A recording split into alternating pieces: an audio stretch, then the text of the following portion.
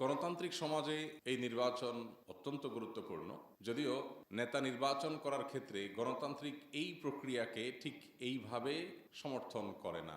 সংখ্যাগরিষ্ঠ মানুষ এদেশের মুসলমান, আর ইসলাম মানুষের মতামতকে গোনার চাইতে মতামতকে ব্যক্তিভেদে মূল্যায়ন করবার মতে বিশ্বাস করে।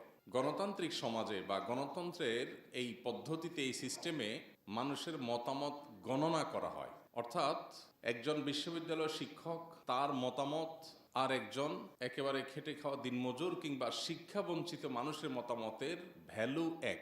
একজন বিশ্ববিদ্যালয়ের প্রফেসর পলিটিক্যাল সায়েন্স পড়ান, দেশের অনেক গুরুত্বপূর্ণ কোর জিনিসগুলো জানেন, বুঝেন, এই লেভেলের একজন মানুষ, তার ভোটের যে মূল্য, একেবারে সাধারণ কোনো মানুষ যিনি হয়তো শিক্ষা বঞ্চিত, যিনি হয়তো অনেক কিছু বোঝেনও না, তার ভোটের মূল্য সমান। একজনের বয়স মাত্র 18 বা 19, আরেকজন অনেক অভিজ্ঞ। এই দুজনের ভোটে গণতান্ত্রিক সিস্টেমে কোনো পার্থক্য নাই।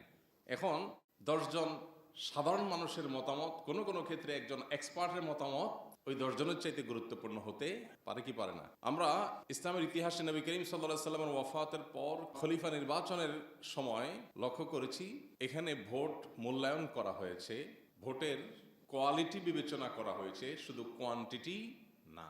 গণতান্ত্রিক সমাজে ভোট শুধু কোয়ান্টিটি বিবেচনা করা হয়, কোয়ালিটির কোনো ভ্যালু এখানে নাই।